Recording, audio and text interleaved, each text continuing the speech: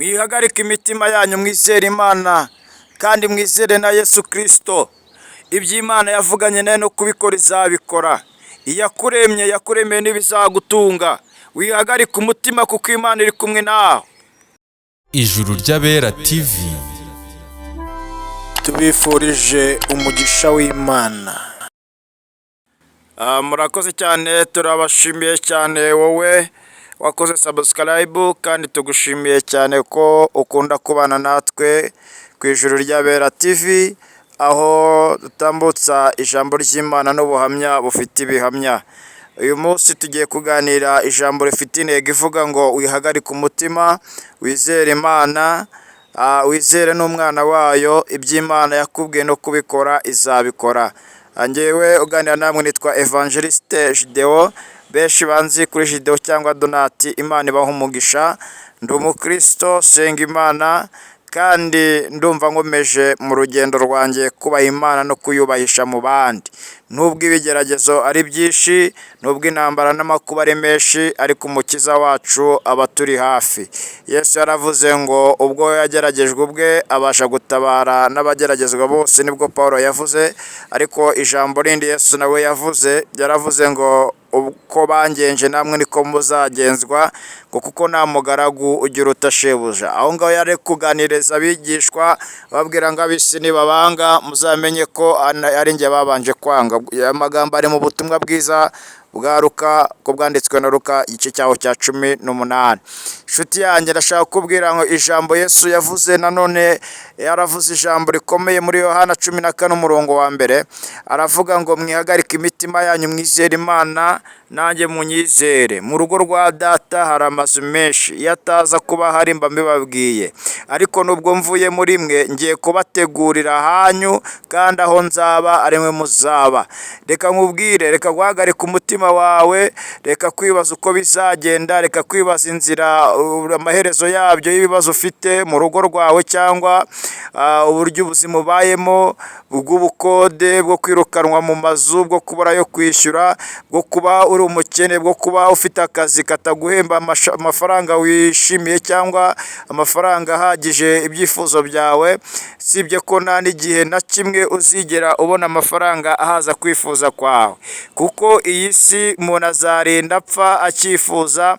Nta muntu nigeze ndabona kuva nabaho wigeze wicara ngo aryame asinzire cyangwa afate umwanya wo kuruhuka ngo ari ibyo yagezeho bishobora kumuhesha ubuzima kugeza apfuye. Umuntu avuka yiga kugenda, yakura yamenya ubwenge akakura agenda, hanyuma bikazarangira yarabaye umuntu mukuru, yabonye umuntu w'umugabo cyangwa w'umama cyangwa w'umupapa ari gukora cyane yiyushya kuya, bikazarangira apfuye kandi agikora agishakisha ubutunzi. Mu yandi magambo, nta muntu ndabona wicaye avuga ngo hari ibyo nagezeho, reka nicare nirire, ntabwo nshoboye gukora, imbaraga zanjye zararangiye. Umuntu arinda apfa agikora. Ariko ndashaka kubwira ijambo rikomeye cyane Yesu yasize avuga, wihagarike umutima, izere Imana, iby'Imana yavuganye nawe no kubikora izabikora. Yesu Kristo ari ijambo yasize abwiye abigishwa, arababwira ngo kandi inzira ijyayo kwa Data murayizi. Ba Filipo na ba Toma baramubaza ati tubwire Data, utubwire n'iyo nzira. Arababwira ngo umbonye ababonye Data, kandi unyizera wese, haleluya, ni njye nzira n'ukuri n'ubugingo, nawe ujya kwa Data namujyanye. Reka nkubwire nshuti yanjye, wihagarike umutima. Erega Imana izi intambara ucamo, Imana izi imibabaro yawe. Niyo mpamvu Yesu aguhumuriza ku ijambo rikomeye cyane. Wari kunyura mu ntambara zikomeye, wari kunyura mu bibazo bitakoroheye, reka guhagarika umutima, izera Imana. Kwizera kwawe niko kubasha kuguhesha icyo ushaka, kandi kwizera kwawe niko Yesu akoresha kugira ngo akuremere ibyiringiro, akuremere amahoro, akuremere umugisha. Niyo mpamvu Yesu mu mibereho ye uburyo yakoraga ivugabutumwa hirya no hino. Ariko iyo yahuraga n'umuntu yaramubazaga, mbese urashaka gukira? Undi akavuga ati yego mwami, ndabishaka gukira. Yesu akavuga ngo nuko rero bikubere ukore uko wizeye. Abantu bose Yesu yagiye akiza, yagiye ababaza nimba bizeye ko ashobora kuba umukiza. Rero reka kwiganyira, wihagarike umutima wawe, kuko umutima usobetse amaganya ntabwo ubasha gusobanura amagambo. Ariko Imana iragusaba kugira ngo ukomeze wizere Kristo, wizere umwana wayo, kuko icyo tuzasaba cyose, hari password cyangwa umubare w'ibanga Yesu yadusigiye.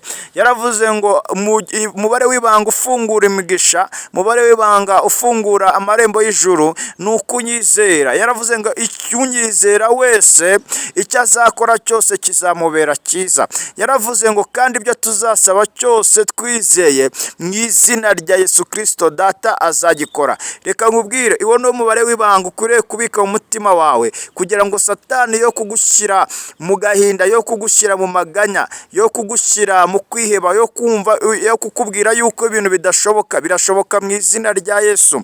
Yesu yaravuze ngo ibyo byose bishobokera uwizeye. Reka nkubwire, umuntu wese wizera cyangwa umuntu wizera nta hantu kure Imana itamukura, nta hantu itamugeza.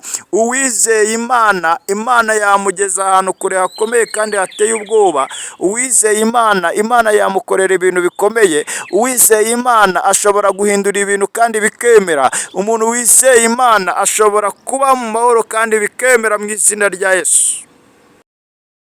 Umuntu wizera ashobora gufata ibintu akabirema kandi bikemera, akabiremesha ijambo rya Kristo. Ijambo rya Kristo niryo rikuremera ubuzima. Ijambo rya Kristo niryo rikuremera amashimwe mu buzima bwawe. Ese reka guhagarika umutima, kuko Imana iri kumwe nawe. Nshuti yanjye, reka guhagarika umutima, kuko Imana iri kumwe nawe. Ikibazo ni uko waba utarizera. Umuntu uhagarika umutima ni umuntu udafite kwizera. Yesu yaravuze ngo mwihagarike imitima yanyu, mwizere Imana nanjye munyizere. Mu rugo rwa Data hari amazu menshi. Wigira ikibazo cy'imibereho, Yesu yarabirangije aravuga ngo ngiye no kubategurira ahanyu. Nyuma y'imibabaro, nyuma yo kubabara, yo kubabazwa n'isi, nyuma yo gutotezwa n'akarengane ka Satani hano mu isi, ndeka nkubwire, hari ubundi bwami Yesu yaduteguriye, hari undi munezero Yesu yaduteguriye. Nubwo ubona uyu munsi biri kwanga, ariko Yesu ejo yabishobora.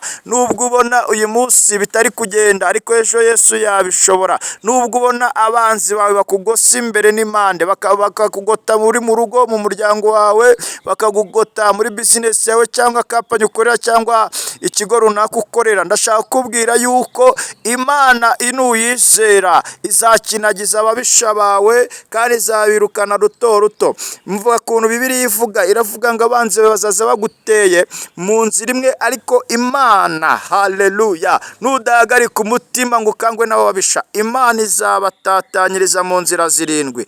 Wihagarika umutima wawe rero, niryo jambo shatse kukubwira. Imana imbwiye wihagarika umutima wawe. Wowe uri mu bihugu bitandukanye, wowe uri mu bice bitandukanye, mu ntara zitandukanye zigize Afurika, cyangwa uri mu Rwanda cyangwa uri hanze yarwo, ndashaka wihagarika umutima. Banyarwanda, mwihagarika umutima. Imana yacu izaturengera, kandi si rimwe si kabiri turengera. Ibyo yavuze no kubikora izabikora, kandi uburinzi bwayo buri kuri twebwe. Mwihagarika imitima. Imana yashyize umutaka muri twebwe udutwikira izuba Satani ashaka kuducanaho y'ibigeragezo n'intambara. Nimuhumure, umwami Yesu ari kumwe natwe. Mwihagarika imitima yanyu, mukomeze musege, mukomeze mukizwe, mukomeze mubane n'abantu bose amahoro. Niko umwanditsi yanditse w'Abaheburayo, haravuga ngo mugire umwete wo kubana n'abantu bose amahoro n'uwo kwezwa, kuko umuntu wese utejejwe atazabona umwami Imana. Nshuti yanjye, komeza wizere Imana, wihagarika umutima wawe.